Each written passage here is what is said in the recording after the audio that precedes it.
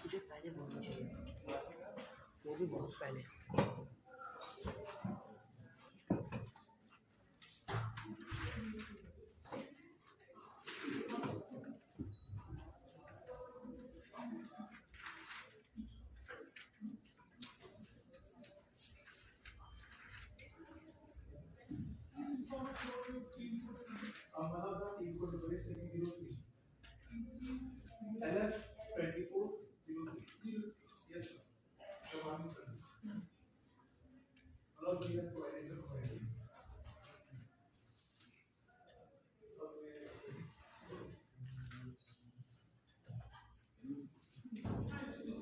Honorable ratings to the bench. The council seeks the permission to refer to the bench selectively as finals. Thus, the council saw the petitioners and deeply wanted to present the petitioner's case for this honorable Supreme Court discussion. Thus, both the council will be taking equal time, will be taking 5 minutes for the discussion. Thus, the council believes that the council has approached this honorable Supreme Court discussion by invoking the written decision, the Article 32 of the Constitution, and the Supreme Court has authorized the competent to undertake the legislation, as there was an implement of various rights. Therefore, the legislation is not an appropriate procedure. One of the members of the tax authority, the council had to issue a mandate and tax open. Laws of police department of the state of Malaysia, while investigating the rape and the murder case, apprehended 6 accused persons on 3rd of February 2023.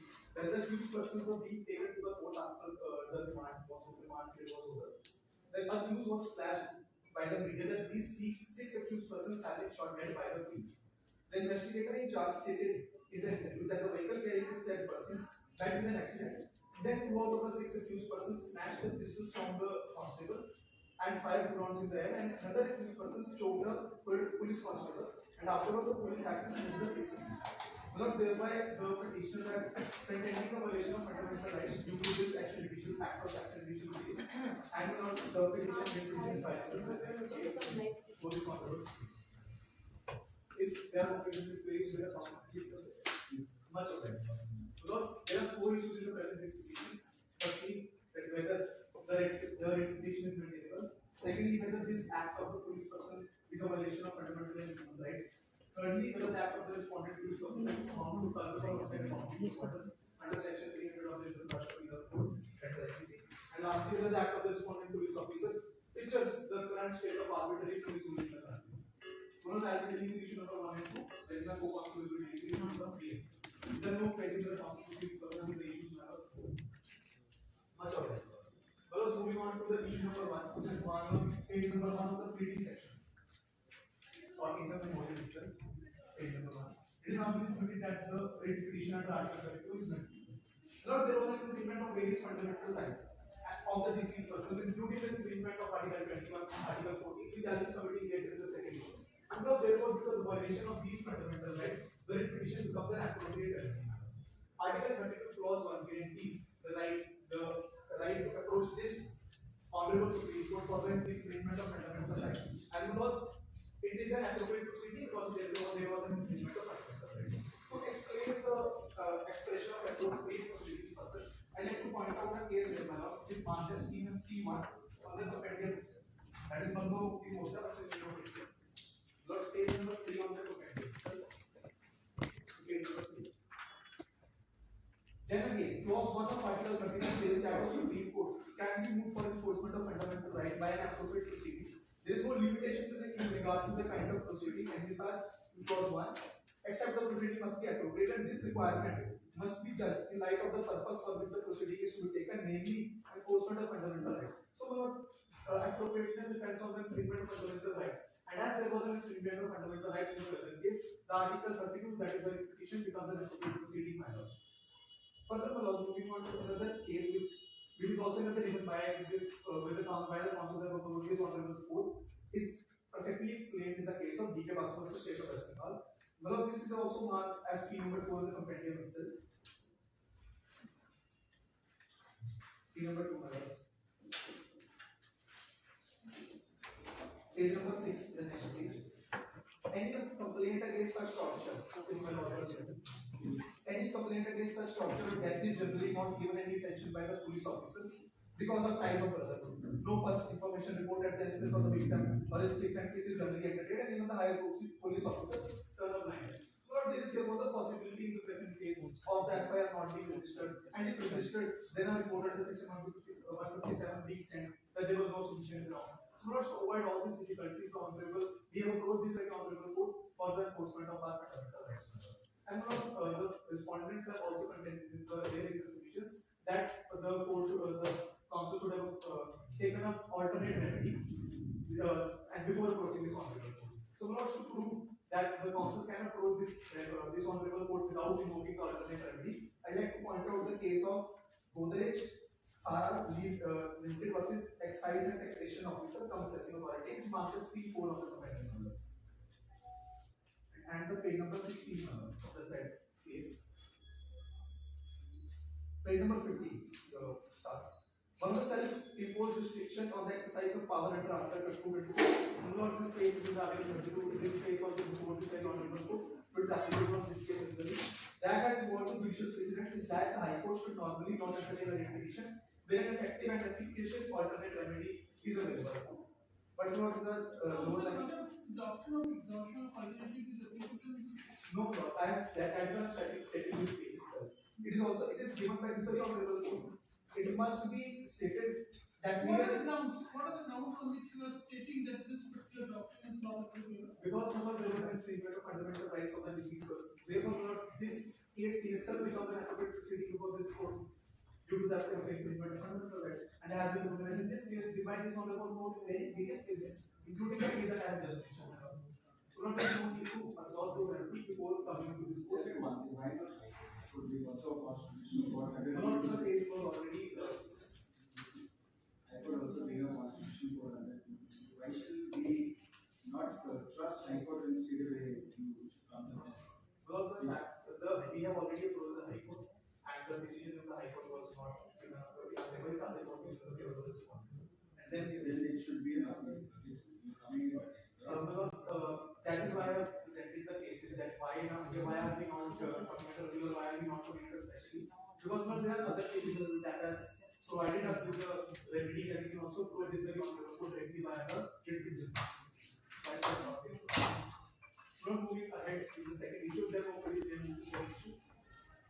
So issue number 2, advancement page number 4 of the which talks about the treatment of various fundamental rights and human rights of the deceased person. Now the council have divided this issue into 3 sub-issues, that is violation of Article 21, violation of Article 14, the last is the violation of other basic human rights of the deceased person. Now moving on to violation of Article 21. Now the arbitrary action of police officers while killing the deceased person cause an infringement of Article 21 of the Constitution. Because Article 21 states that no person shall be deprived of his life or personal liberty, and was encounter to protect the lives of these deceased persons, and the police officers had no permission to do so. Not the procedure of trial, the procedure of investigation, the procedure of collection of evidence, these all were not followed, thereby causing an infringement of right to free trial. Not the under Article 21 which states procedure of investigation and procedure of just give some instances as to what happened. Yes, because in the present case, as soon as the what do you mean by regulation the procedures are not? Yes, because I'll be explaining the fact proposition itself. Not as soon as the act of incident, the incident of encounter was done, the investigator in charge came to the interview and stated that this was a necessary act to be in lieu of the things that I just mentioned. And because after that, there is involving a semi-encounter or ceremony. No, not it was an encounter and it was the extradition team. Due to the certain facts and circumstances, they are pretending to go this whole thing. That this was an extradition team. It was not a You are referring about waiting counter. And there in the when you are referring about extrajudicial killing, is it the same?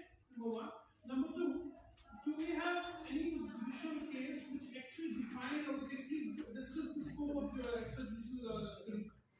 Also, together, extrajudicial killing can involve any other killing as well. But not encountering per se itself defines when the police authority is exercising their right and they are exerting their powers. They are not going out of the ambit of their powers. Frankly, I am still not clear about the allegation which you are making as an extrajudicial thing. Like, you're directly addressing the legal point that, look, these are the judgments on extrajudicial. We are aware of the judgments which have been passed by us. I want to know as to on what specific grounds, as to what specific facts you say that this procedure was. Okay, so not to explain this, Article 10 can only be infringed by a procedure established by law, and we are contending that that procedure was not followed by, because not the only protection that the police personas have in the case, in such cases, is generally section 46 of CRPC, that is power of fighting of rights. Secondly, we are not spreading the act of defense, self-defense. So not in the present case, the police had concocted a story to showcase that it was not it was an accident, it was an encounter. And not this concoction of story can be explained by certain facts which I will point out here. So not firstly, the police were under immense pressure, the fact of which is to say that there were protests going all around in the country. And not the pressure was also made up by the political persons, by film industry or media, as the proposition says. So furthermore, the proposition itself mentions that the families of six accused mentioned that the death threats were received by them from the police when they visited the families. So, were there any complaints lodged by those families? There are provisions in which these families are always persecuted. They are stopped and they are denied any leave when they I'm asking, were there any complaints lodged by those families? Because the proposition is silent about this, so we cannot assume that.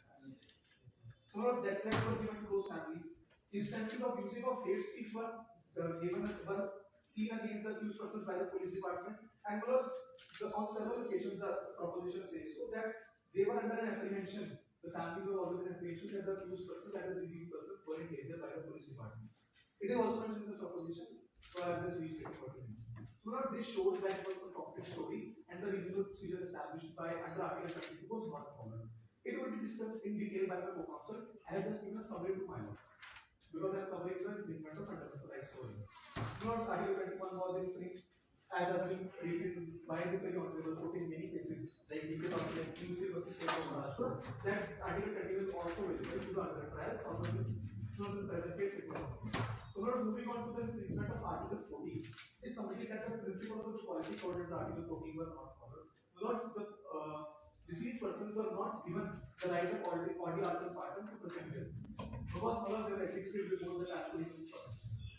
Not that the audio pardon, as my are also aware, that it talks about right to present the case, and it was not given. But also Can you explain the point again? How this audio pardon is going to this case? Yes, Lord. So what in the present case, the police had just presented the accused person in front of magistrate on 24th of January, the fact proposition says so, for just demanding the police custody. And because when the police custody was about to get over, they were shot at by the police. So not even the investigation was not completed. The charge sheet was not filed. The judge was not commenced. The evidence was not presented. The statement of the section 313 was not. So everything was not done. Because before that only, the deceased person was killed by the police. So not the right to audio was right. And there was also, as has been held by this honorable court in the case of extrajudicial execution family victims, victim family association versus Union of India, it has been found. People also want time and should not be It is not I can okay. So in that case also the minors had the Supreme Court has clearly stated that such an act of appropriation case causes a breakdown of rule of law. So not the rule of law that is every person has been party. So was also forfeited in this case, thereby causing infringement of article. So not audio part was denied. The rule of law was happening in the present case, therefore not there was an infringement of article 14 itself. Furthermore, moving on to the violation of other basic human rights. So, here I like to point out the case, and it is requested kindly refer to the case so that a better understanding is given. What the case is, the Moot Court itself, it is on P1 itself, case number 2. So, not the discussion here was regarding the PAs, so the PA but not the relevant part for our case is highlighted here. So, not the to protect them against violation of their basic human rights, which is also the constitutional obligation of the executive. The court is merely assisting in the realization of the constitutional obligation. So, my lords, even there are certain rights which are not envisaged clearly in the Constitution of India, the part of fundamental rights. But there are certain other basic human rights as well, which are related to all the persons in view of them being. So not that is also the responsibility of the state to protect those rights which were infringed in the present case. And as this very honorable court has stated that the court is also in a duty to protect those rights. Those rights are also infringed in the present case. So not I like to point out certain rights which were infringed along with the fundamental rights itself. See, I have a question. We understand this is a settled position of violation of fundamental rights and concern existence of them in the past years. At this stage, which evidence should I be look into to believe in your allegation that an extra? You have some evidence to. Some of the evidence is the collection of evidence procedure was not followed yet. But the proposition for states was we can clearly see certain points that we can highlight the court is very important. Firstly, was the collection that was put on them. Second one that I have recently mentioned the kind of previous conduct that the police had for the individual or the deceased person that was the death threats, hate speeches, and apprehension of death.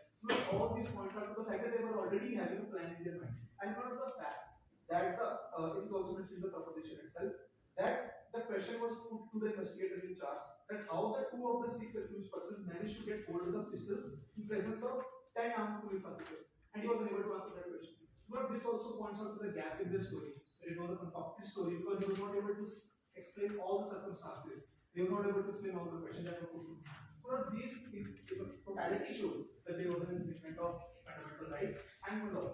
To conclude the submission, if none of one time to point out another case, but just one last case. So that is mentioned in P7 Malos, page number 25. It will showcase this what we are trying to put here. 25 page. It's a loss of duty.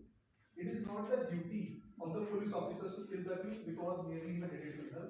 Undoubtedly, the police have to arrest the accused, put them up for a trial. The court has repeatedly admonished even every police personnel who liquidate criminals and project the incident as an important. So, it was a case in this present case as well. The media and the general public was not accepting that that was allegedly done by the petitioner, the victims. So, there was not the police to liquidate the act and to control the situation, to control the pressure that was put on them till the deceased person was. So, therefore, there was an infringement of fundamental rights as well. So there is no scope of issue of self-defense in this case. Malaks, the issue of self-defense arises when all the gaps in the story gets fulfilled. But now they're contending that there was such a gap in the story that the story is corrupted. And also, in addition to point, if you also consider for an instance that the story was true, because I like to point out, my proposal is waiting for this, I like to point out here that only 3 persons were clearly quite bad. And the other 3 persons were also killed, who were not doing anything, they were not having any means to kill the person, kill the police officer. They were not having any means to even try to support their other accused person because they were not having any reward. So not also my co-counsel will clearly and in detail deal with the questions raised by my house and also deal with the issue further. Much obliged. The council seeks permission to oppose the rights. Much obliged.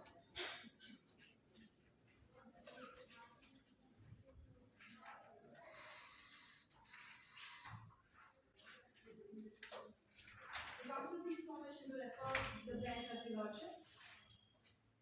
Much obliged, members. As already informed by the council, I will be dealing with the third and fourth issues and I will be answering all the questions of the laws that have been raised in aspect of self-defense to my co-counsel. So, as per issue number 3, which deals with whether the act of the respondent amounts to murder under section 300 of IPC. The council humbly submits that the act of respondents amounts to murder under section 300 of IPC. To prove this, the council has divided this issue into 3 sub-issues. First, dealing with self-defense, second, dealing with section 46 of CRPC, and third, dealing with section 34, read with 120B, which has been given on the memorial on page number 19. So, moving onwards with the first issue, which deals with whether the act of the respondents amounts to self-defense, which was one of the questions raised by the honorable judge. So, to answer this, self-defense means self-preservation from any kind of threat to one's body or body of the others. But this right is based upon 2 principles. That is, the force used should be in proportion to the force that was inflicted upon you. And only in certain circumstances can death be caused while using the power, while using the right of self-defense. Section 100 says that death can be caused while using this right of self-defense, but there's a restriction on it, laws. That is good faith, which is imposed by Section 99 of IPC. And in this case, laws, the respondents did not act in good faith, as there have been certain circumstances which has already been stated by my co-counsel, and I'll be reiterating it, that there were circumstances where it has been seen that the respondents were using hate speech and even giving death threats to the victims. The families already apprehended that the life of their son or their child is in danger, and the act of the respondents proved the same. They killed they killed the accused persons, thus their apprehension was proved. Moving onwards, correlating these types of circumstances with exception 3 to section 300. Unauthorized access of arms. So it doesn't seem to be an idea where the other party must interest about this self-defense. Because if we go by the facts, there are 2 or 3 accused who got the unauthorized access of the arm. So how can you invoke section 300 in this case? Because it is a concocted story, because it is a staged story. There has been gaps between the story of the police, because already there is an unanswered question in the media round where they were not able to answer how did the 2 accused get hold of the gun in front of the 10 We police cannot officers. give a judgment on the basis of media reports and applications. So your allegation is that possibly under the pressure of media they would have done something. Are these applications well founded or not is the question. Because when they shooted the police officers when they were trying to escape, and as per 102, the right of private defense continues till the apprehension of threat. And an escaping accused does not give apprehension of threats to the police officers. So the shooting of them when they were trying to escape was not under right of self-defense, laws. And they became the aggressors. The accused were not armed at that point of time. Two of the accused, the facts aside from the fact that they were armed or not at that point of time, That's the silent on this. that they were still armed when they were running away, the fact is silent on that. Laws? So then how do you come over this point? I understand the proposition, like, but how do you come over this point of access? I mean, suppose the accused were armed, then it's likely a danger for the police people also over there. Inside the prison, and therefore they are justified to do this. How do we cover this point? As the counsel already stated that there was no apprehension of threat as the accused persons were already escaping. And persons who are escaping, who are running away, does not arise the apprehension of threat of death or grievous hurt. So you are suggesting that because the accused were escaping, therefore the officers over there, without even giving them a warning or following them straight to the shooting. Basically on their apprehensions, basically under the pressure of media and under the pressure of common feelings of people at large, right? That is what is it. The counsel begs to differ, words. The accused persons already fired 2 shots in the air, and one of them, namely Papu, was even choking one of the police officers. So the apprehension of threat arises from so apprehension of threat was not present. Take your way. Let's, if the question, please pardon the counsel and please the question. No, I was trying to understand the situation when you were suggesting that all this happened because there's a big media pressure, the public sentiments, and this is what is your allegation that under those pressure, this accused police officer have acted malafide or without even giving them any warning. People were trying to escape, and that's how it happened, right? Yes, they could have used alternative measures, but they didn't. What alternatives? Well, they could have fired in the air, or they could have at least said something that stop or else we will fire, but they didn't do so. They just most likely killed them in the first instance. If there is no further query. Laws, Section 3, Exception 3 to Section 300, the main prerequisite of it is good faith only. And as already proven, good faith is not present in this case.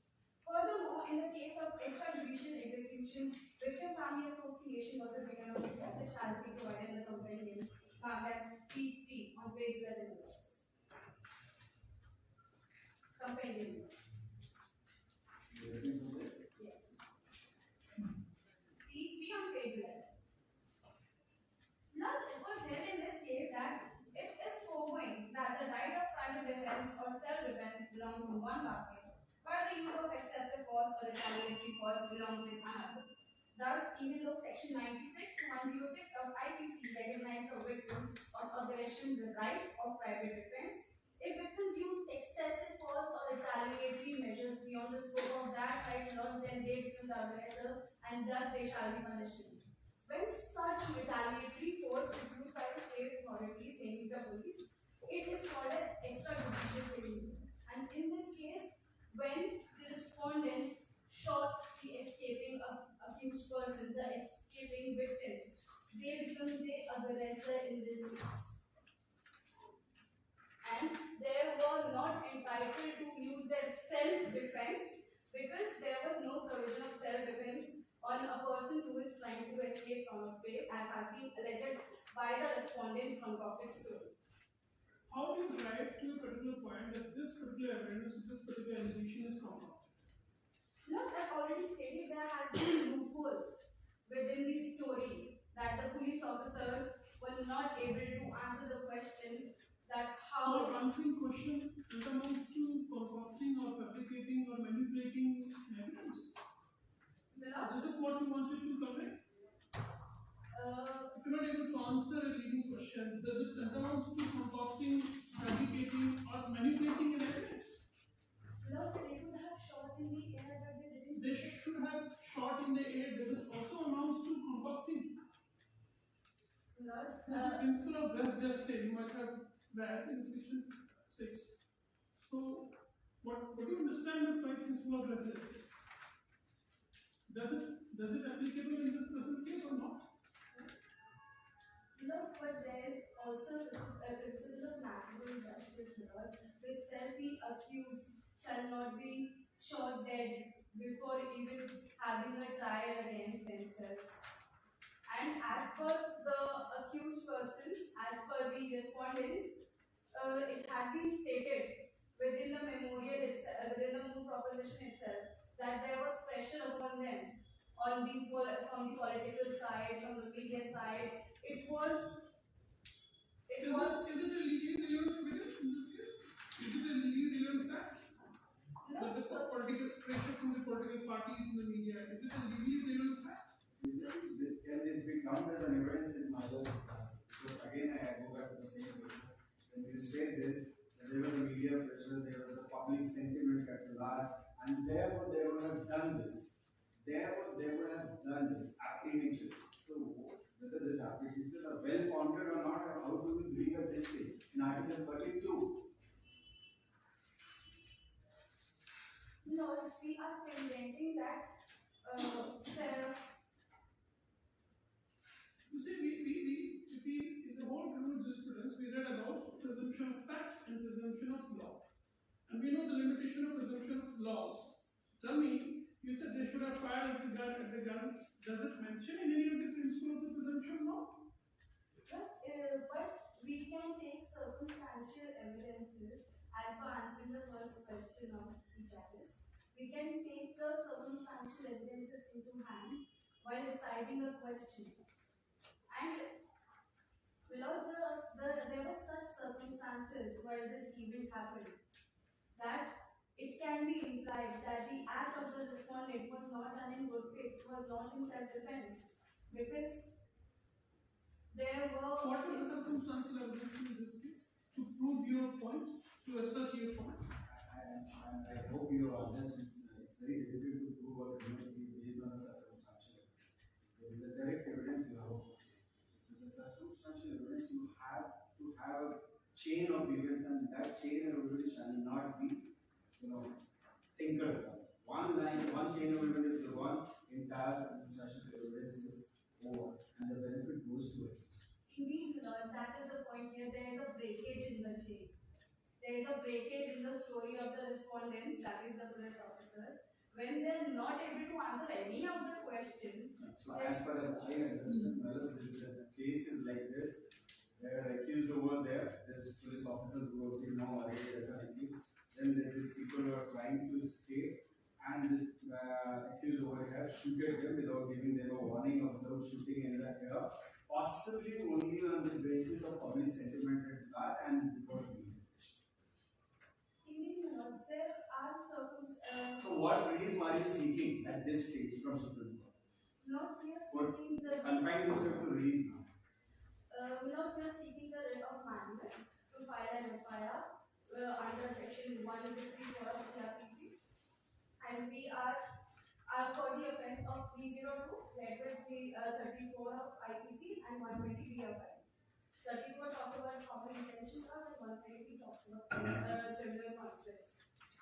If the law allows me further, then I'll give you these issues. Yes. Much obliged, Lordships.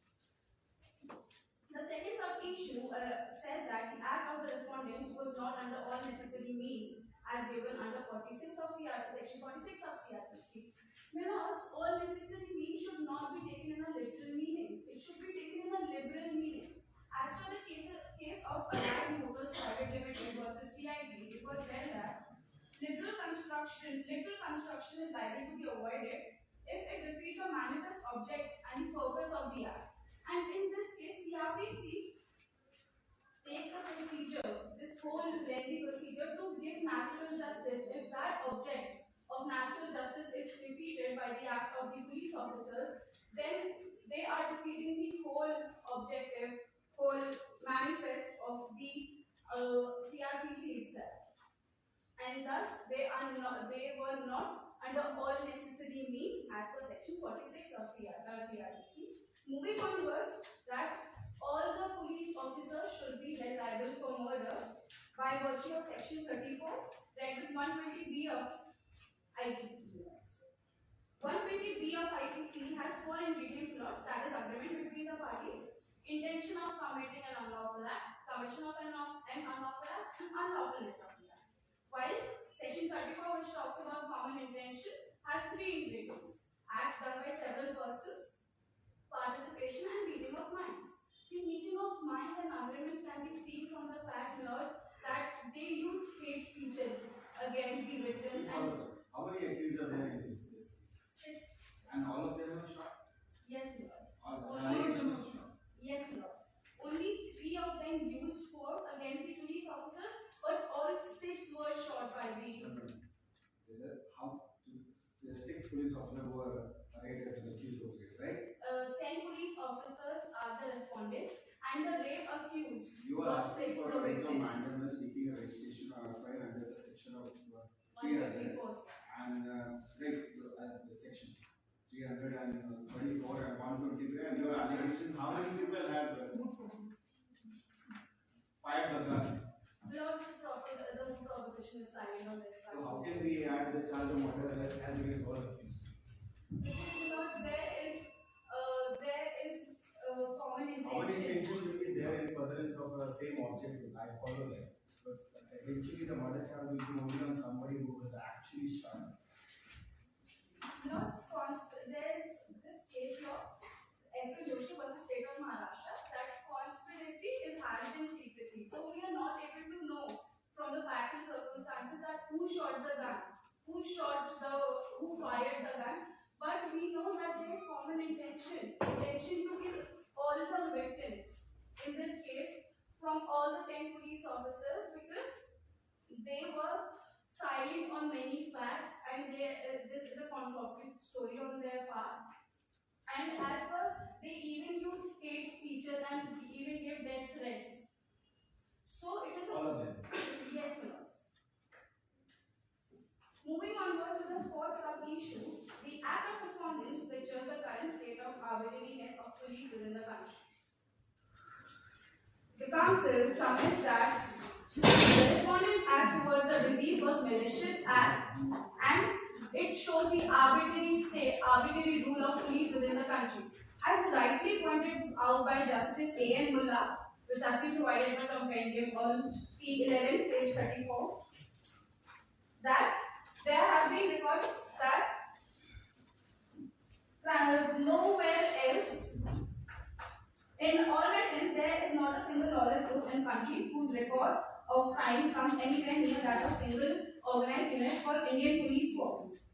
And they have barred to see and come to a conclusion that investigation and security cannot be done, and they end up circumventing the law. The council will also back up their submissions by way of data which has been given in the memorial on page number 27. The council seeks extension for the test. On page number 27 of the memorial itself, Lords, there has been a data which has been provided on NHRC. It shows that in just few months, that is Jan to July.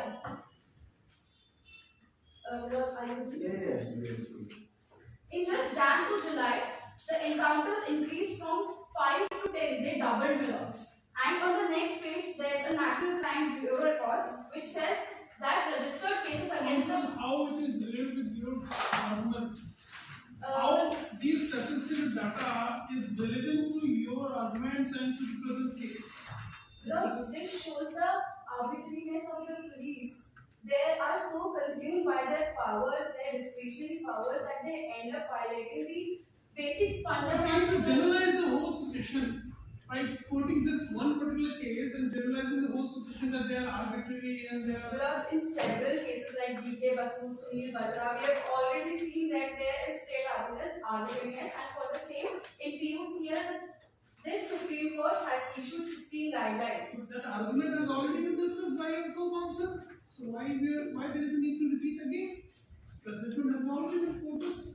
But political calibration is still going on. The petitioner is contending that there is state arbitrariness on the basis of these data itself.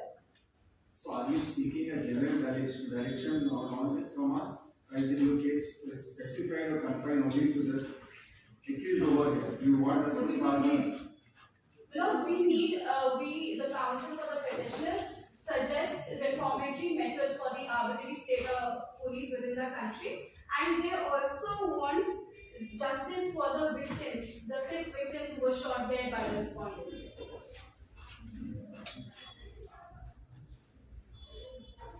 It has been also written in the facts that there is arbitrary state of police within the country. It is written in the facts of the Moot proposition itself that arbitrariness of police isn't there in the country. Yes.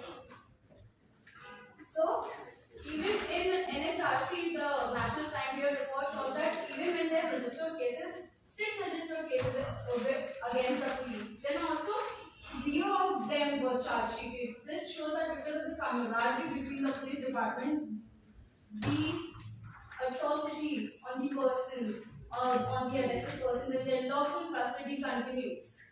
And thus, the act of the respondents amounts indicates the arbitrary state of police within the country, Millards. If Millards do not have any further queries, the answer will move on to the prayer. The rectified prayer has been provided to you. What is the rectified prayer? The prayer is seeking registration or FIR, right?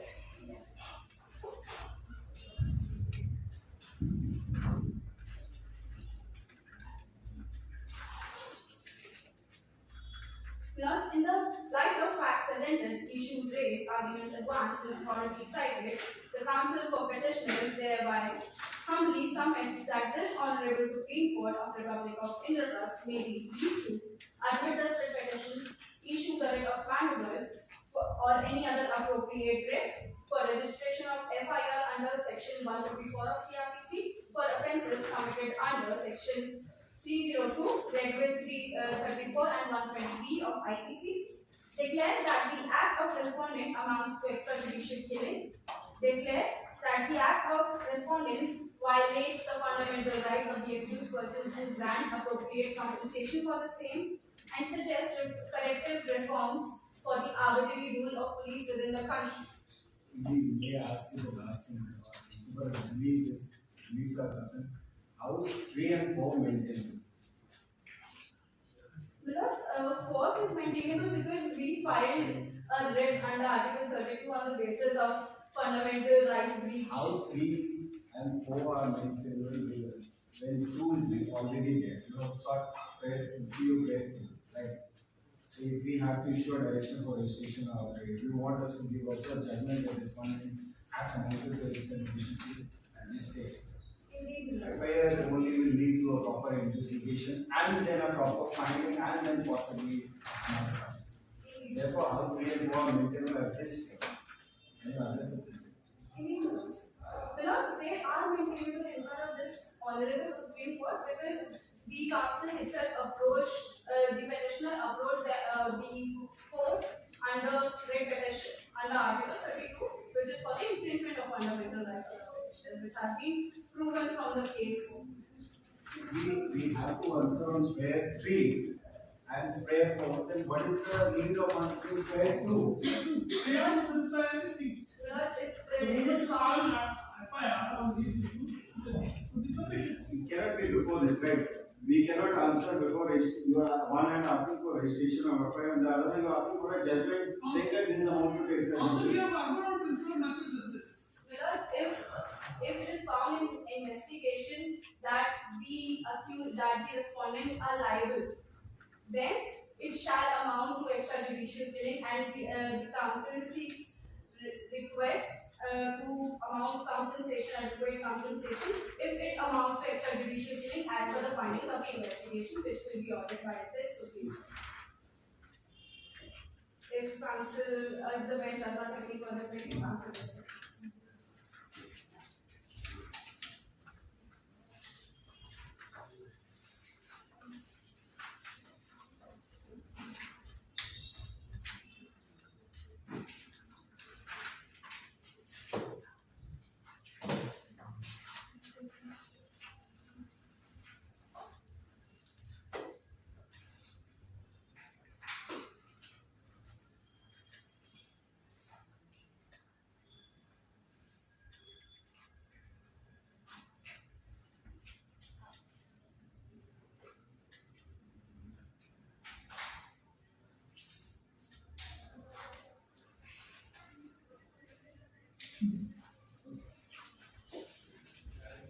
Your Honor, the council seeks permission to approach the facts.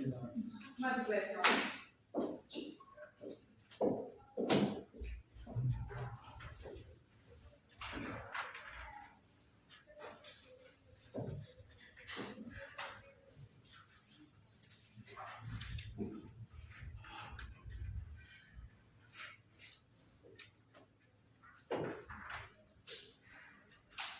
Your Honor, the council, in the case of extrajudicial execution victim families and Mother versus Union of Indra Trust, clubbed with Fight for Justice, NGO versus Union of Indra Trust or another, is representing the respondents. The council seeks permission to address the bench as Your Honor. Much obliged, Your Honor. Your Honor, if Your Honor is well versed with the facts of the case, the council seeks permission to begin with the arguments. Much obliged, Your Honor. Your Honor, counsel number 1, we were dealing with the question 1 and 2, that is the present writ maintainable in the court, along with whether the actions of the police were justified under the circumstances described. It is humbly submitted that the writ is not maintainable, as firstly, doctrine of exhaustion of alternatives is applicable. Secondly, it is against the law declared by the apex court. Third, it is not the actions by the police officials are not violative of fundamental rights. That will be there in issue number 3 by my co-counsel. Your Honor, if you have the Moot proposition, or shall I give it to you? Your Honor, please refer to the Moot proposition, second last paragraph of the Moot proposition on the second page, starting with investigator in charge. Can we have that?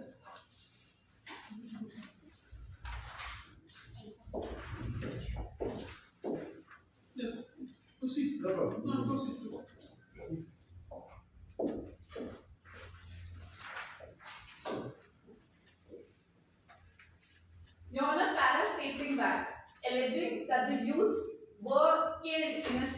clarified, the families filed a writ petition under the provisions of Article 32 of the Constitution that provides remedies against the infringement of fundamental rights. Your Honor, the very second paragraph states, the very next paragraph states the NGO, after the judgment by Honorable High Court, approached the Honorable Supreme Court on the contention of violation of human rights as well as the violation of fundamental rights guaranteed under the Constitution of the Republic of Andhra Pradesh.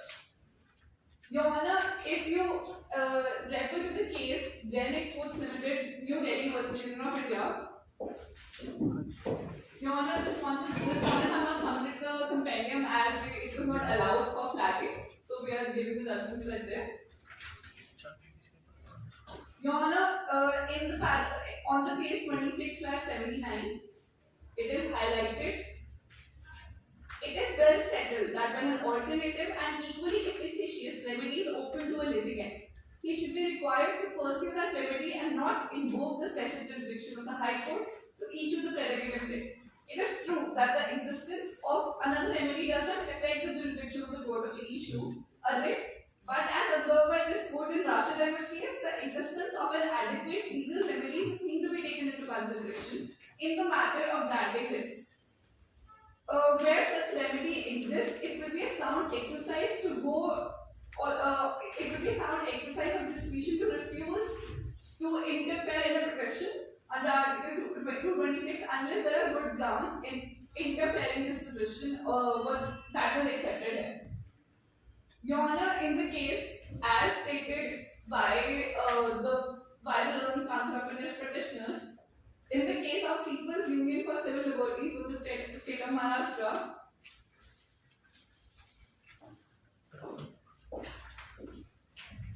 Counsel, whether this doctrine of exhaustion of alternative has universal application, is it necessary that in every case it has to be applicable? Because if you see the very nature of Article 32 of the Constitution, it has its own significance.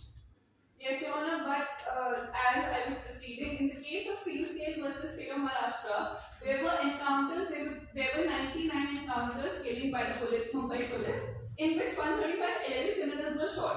Your Honor, in this case, Supreme Court have given 16 guidelines which have to be followed on each and every case as mentioned in the judgment of any death. If you please refer to the judgment, it is highlighted there. After point number 31, second last page of the judgment, Your Honor.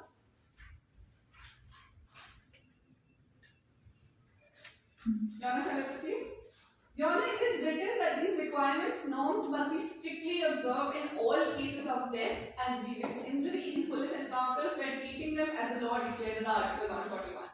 Your Honor, these guidelines were given as a standard procedure to be followed through effective and independent investigation in cases of death during police encounters. Your Honor, now if you refer to these point number 31.16 of the very judgment, the 16 guideline which has been given. Your Honor, shall I proceed? Yes, proceed.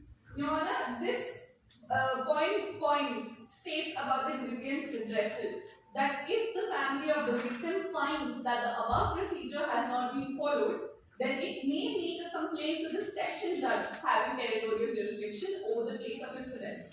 The concerned session judge must look into the merits of the complaint and address the grievances raised there. So it is a standard procedure that should be followed. Yes, but it's not necessary, it must be followed. That is why the judgment says it may make a complaint to the session judge. What's the wrong if we allow this writ in this case and let it be accepted before the honorable court? Yes, Your Honor, but as it is under the law of Article 141, now it is a law, and as the Learned Counsel of the petitioner stated that the evidence procedure have not been followed.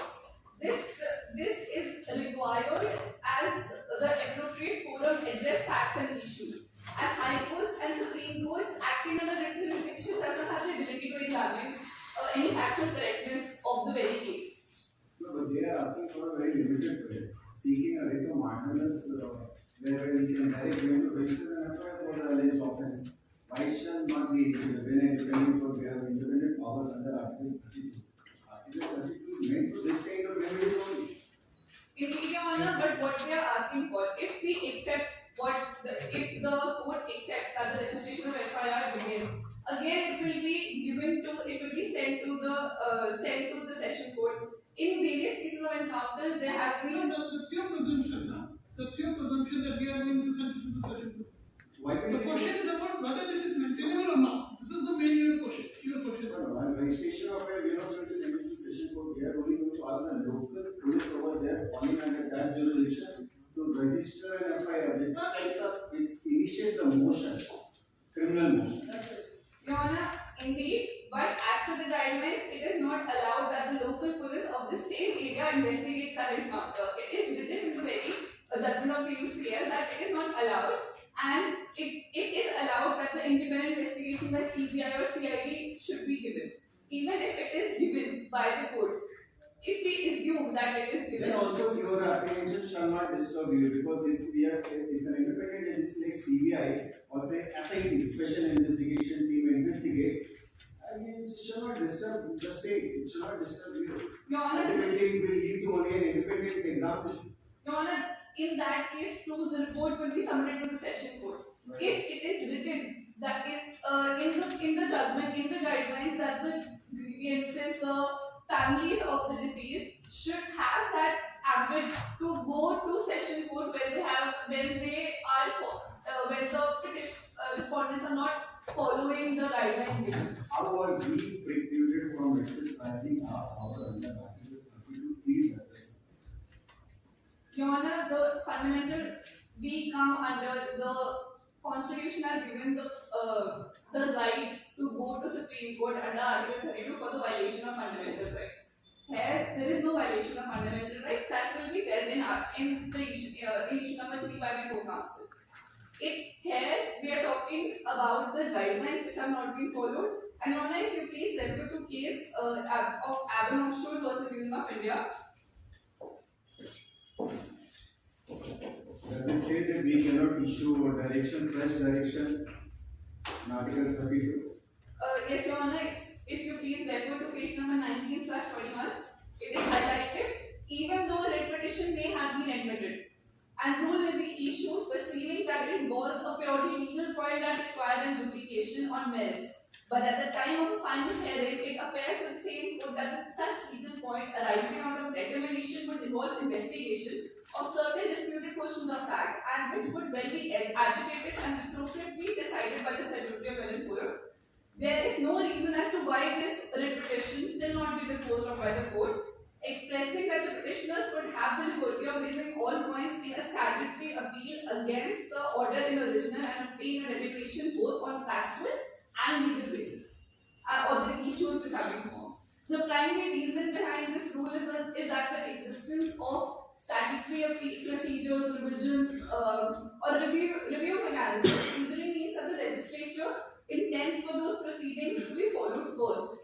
Allowing writ petitions in such cases would amount to bypassing or ignoring procedures laid out by the very court. Counsel, you are more on technical grounds, right? We are looking at the realm of justice. Supreme Court under Article 32 is really concerned with the violation of fundamental rights, and we are not bound strictly by those procedures if we have to do justice.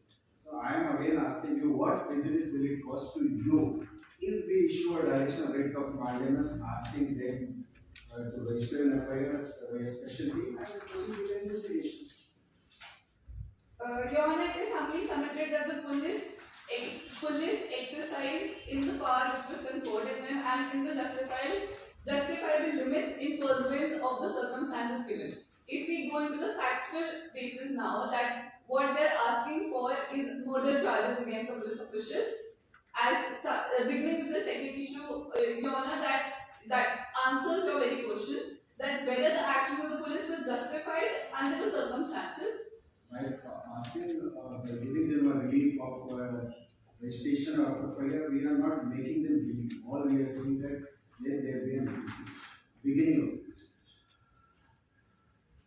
Yes. What do you say on that? Beginning of the procedure. Since you are addressing on the maintainability part, that it's not maintainable. It does not compromise with the fair investigation. Your Honor, we are stating that if they are directly coming to the Supreme Court as per the families have not even approached the High Court here. They are directly approaching the for the fact that their fundamental rights are violated. And Your Honor, if you look into the facts of the case, the very para I quoted before, they have came for murder charges under Article 32. NGO came to the High Court for the fundamental rights. They directly came under Article 32 for the murder charges, where they had the choice to go to session court as per the guidelines of UCL and as per the complaint they would have given that. Given the nature of the case, given the sensitivity of the case, maybe they do not have the complete faith over there and they want to approach the top court of the country. Yes, Your Honor, but are this apprehension not well founded? Yes. Your Honor, pardon. Are this their apprehension that they may not get justice, and if they approach session court, there is a scenario where they're looking, because that's the case, because there is a media pressure, there is a public sentiment at large. Maybe the session will not do the registration for registration of affairs. Your Honor, suppose I ask you again, if we have to constitute a team of CBI, right, who will issue a direction of constitution of CBI? Your Honor, firstly answering the first question, that if you are asking that who will issue the CBI or the independent investigation, it is very much written in PUCA judgment that the investigation will be done by the independent investigator or the police of any other state and not the local commissioner. And answering to that very point that where you have stated that if they don't believe the session court judgment. Your Honor, if we start assuming that the party is not very accepting what session court is delivering as a judgment, then all the cases will be given in Article 32 in the Supreme Court itself. Then what is the use of the procedure? We are not suggesting so, but then there are cases in this country where people have sought transfer or trial also from one state to another state. It is not, we are not pointing out the particular court will be a system around that, the officers around that, because they already don't have faith in the police investigating team over there.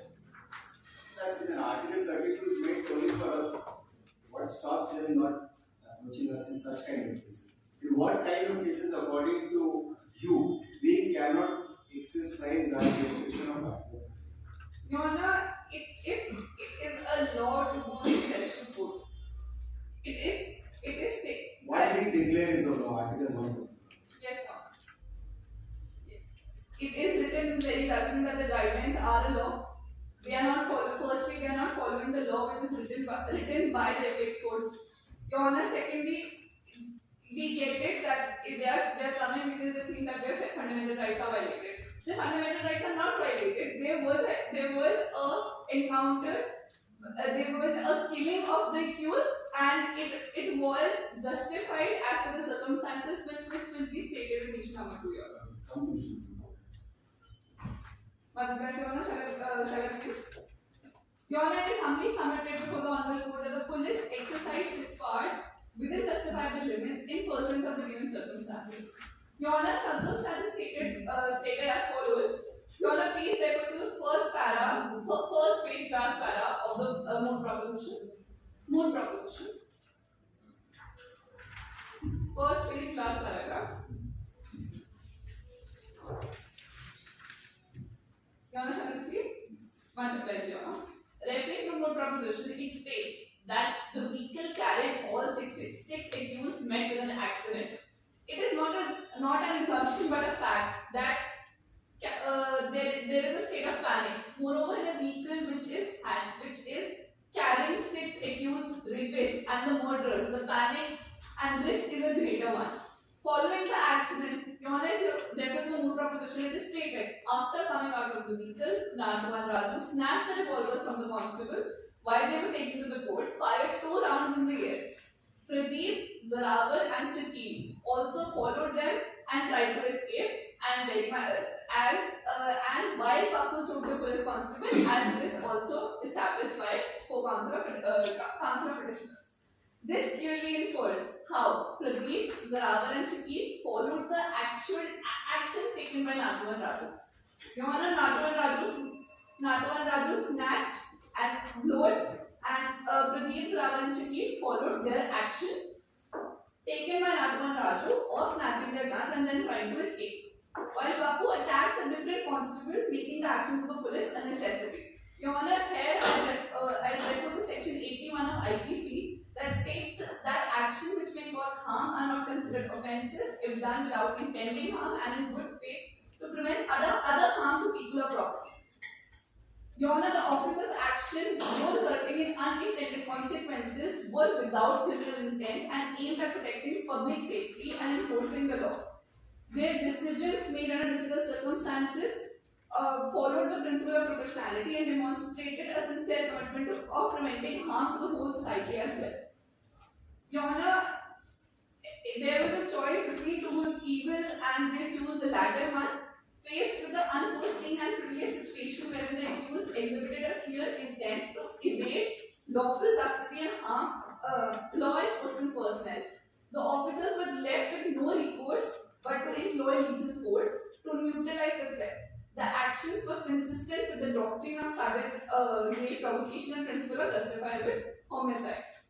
Your Honor, here the counsel would like to refer to section 96 of IPC, which states that nothing is an offence which is done in the exercise of right of private defence. Your Honor, if you please refer to the case MP versus Ramesh.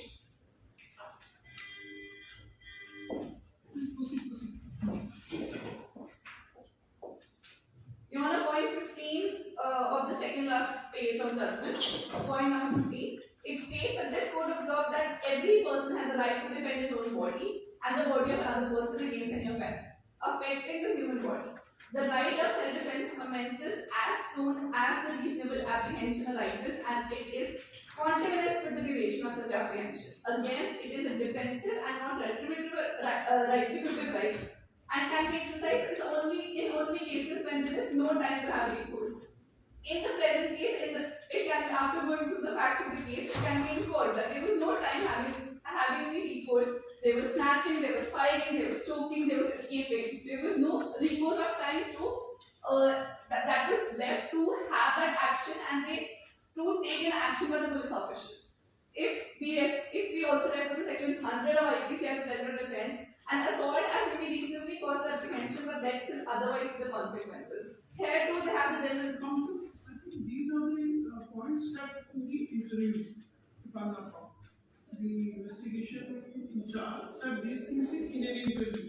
Yes, Your Honor. So, and second, do you have adequate evidence to prove that there was a unauthorized access of the weapon and also there is one of the constables which has been choked by the alleged accused also in this case? Your Honor, That is the Your Honor, these are the facts of the case which is mentioned in the Moot proposition and as per the maxim expressio unius est exclusio altris, it states that anything which is expressly mentioned excludes the other thing. That if one thing is silent, it is silent for a purpose. Here, it is a fact of the proposition, and it has been established and accepted by the counsel of petition as well that there was an encounter. So you have to shoot all of them. Since if we go by the facts, you're saying that two persons tried to snatch the revolver, and the three persons followed them also, and the fourth person choked them. Your Honor, So out of compulsion, you have faced a reasonable apprehension, so you have no option but to shoot all of them. Your Honor, three persons Even followed. if the three of them were totally unarmed, they just wanted to abscond from the place of the crime itself. Your Honor, if you please refer to the proposition of the facts, it is written that two of them tried to snatch and load, three of them followed their actions, and the one was choking. All three were were giving the apprehension which is given. Regarding the issue of minors, I asked you normally in this kind of cases, who is the dominant position? Where there are almost 10 police officers, 6 accused. Most of you will be armed, right? All these 10 police officers. Accused are believed to be unarmed, those people who have been shot. So, who, according to you, in such kind of scenarios, will be the dominant position? Your Honor, to answer this question, I'll refer to a case of B.A.Ll.B versus Union of India. That will go. That case in judgment, let's not bother. Your Honor, it is a different judgment. I'm asking you, normally in this scenario, who will be termed as a party in a dominant position? Your Honor, if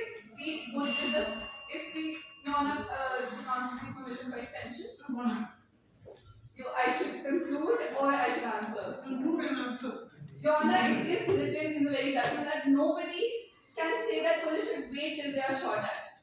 No, it is for the force on the spot to decide when and act, how to act and where to act. It is not the court to say how the terror should be fought. They were the accused and they were trying to kill the police officials, which were a danger to the society as well. Your Honor, concluding on that, So their objective is to kill the policeman, not to evade and not to escape. Your Honor, they were trying to, their motive was to evade, as obviously they were trying to evade, but in the procedural way, there was an apprehension and there was preponderance of probability that they will kill the policeman as well. They would not wait that the next round will be done. So does any maybe the information say something? What does police manual say about such thing? In such eventuality, what shall be done by those police officers? Individually. Your Honor, Is it to be believed that in all those eventualities, a police officer is required to shoot down the police, or chase them, or unarm them, or use their physical force in arming them, or wait before they shoot? What is the normal?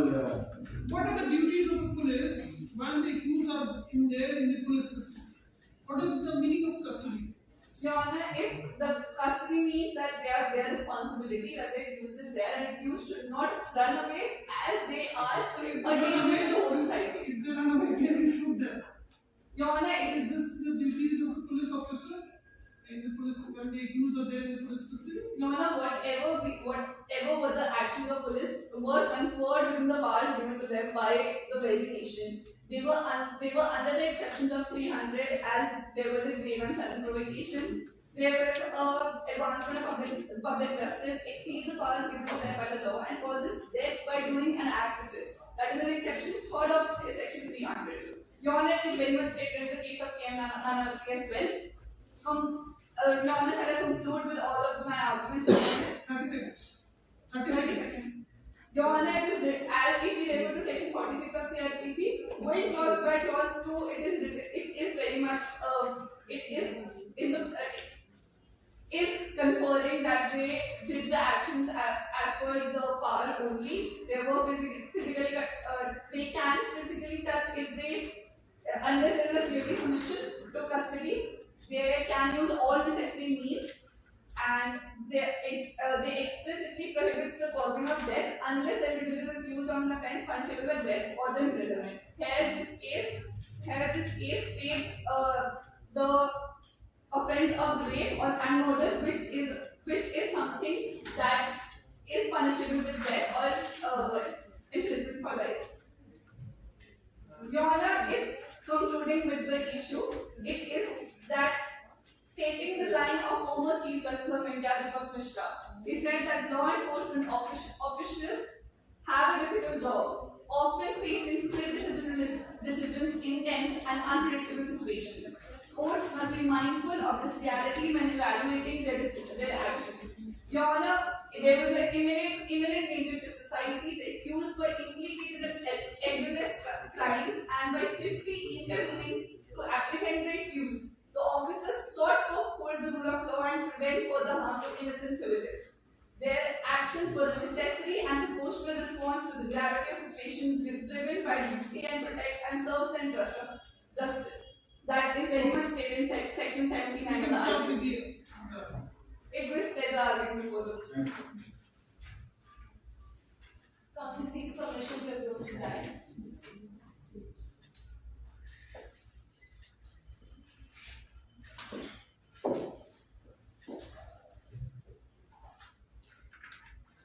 Counsel seeks permission to address the bench as Your Honor. Much obliged, Your Honor. Your Honor, in the present case, counsel will be dealing with issue number 3, which states that whether the actions and omissions of police officers in the Prastha resulted in the violation of fundamental rights as well as the human rights. Your Honor, That's all. Is it? Your Honor, issues have not been here in the Moot Court Competition. It has been played by the team's themselves. So I have clubbed these both issues and this issue. Okay. Proceeding with the issue, Your Honor, counsel will be dealing with the 3 sub-issues under this issue. Your Honor, first sub-issue is that action by the police officers of Indraprastha does not violate fundamental rights of the Constitution of Indraprastha, since the due procedure established by law was followed. Your Honor, issue number 2 will be that act of police officials was within the ambit of judicial safeguards, and third is there is no violation of human rights. Your Honor, may I proceed with this?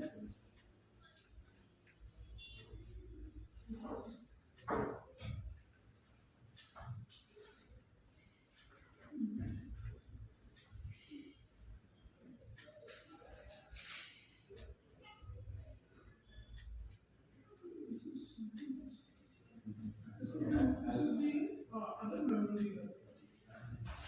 What is the clean code? 20. Huh? 20. 24/20. This is 3. Memorandum 3. Court master. Where is this? Where is the memorandum? So it has been It's being very clearly received.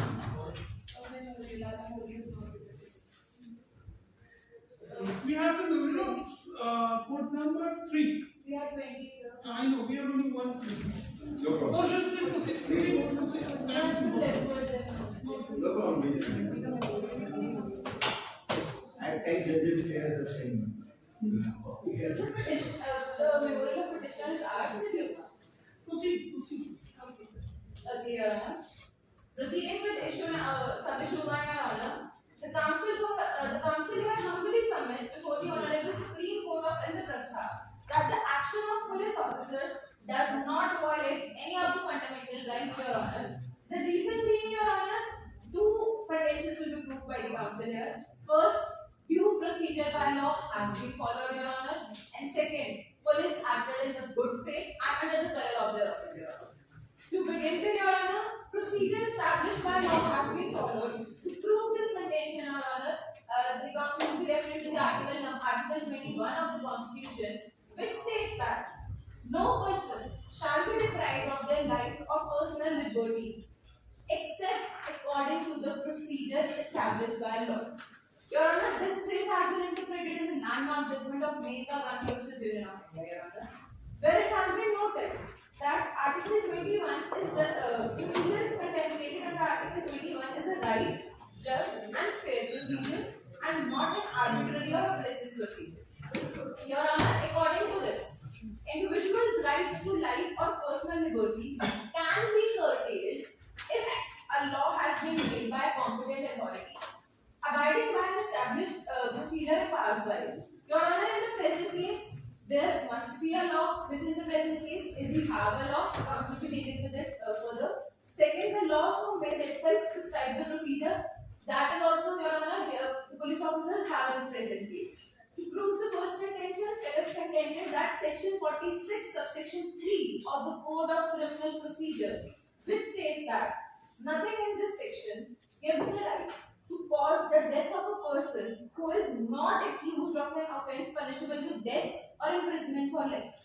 Your Honor, to interpret this section, this section grants police officers the authority to use the force when necessary to effect the arrest of a person who has committed a non-bailable offence. In the present case, the offences of rape as well as the burning of the body, Your Honor, and is attempting to evade arrest by fleeing or resisting arrest violently. Your Honor, in such situations, law empowers the police to use force that may extend to causing death, if essential, to apprehend the accused and prevent the escape. Whether the presumption of innocence is withdrawn in these cases? Your Honor, pardon? Whether the presumption of innocence is withdrawn in these cases? Your Honor, presumption. Can one person be judged before starting the case? Your Honor, no one can judge a person except the judiciary. Your Honor, the council agrees with this fact. But Your Honor, there are some circumstances which force police officials to use force when such type of incidents occur before them. Every day, Your Honor, police officers face such type of situations where they have different set of judgments which say that the force means reasonable force within the purview of Section 46, subclause 3 of CRPC. Indeed, Your Honor, to prove that the force was a reasonable force, counsel will be proving every one bit in the further submission, Your Honor, in my contentions. May I proceed, Your Honor? Much obliged, Your Honor. Now, Your Honor, citing one more case, that is the case of K. Satwant Singh versus State of Punjab. Your Honor, in this case, it was held that if there is a reasonable connection between the official duty and the use of excessive force, then such force is a legitimate force and the law also governs that. Your Honor, in this case, one more thing has been referred, it has been written in the memorial itself, Your Honor, that in such circumstances, when the police have to do their legal duty of arresting the criminals, they also have to protect themselves, Your Honor. Self-defense is also a defense that is given to each and every citizen of this country, Your Honor, of the interest. The requirement of section to prosecute affords protection to the policemen as well, who are sometimes required to take drastic action against criminals to protect their lives.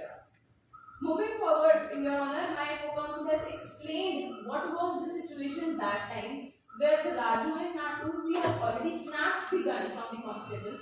Also, three other people, Zoragar, Pradeep, they followed them. They followed the actions of the first two. It means they also have done the same thing.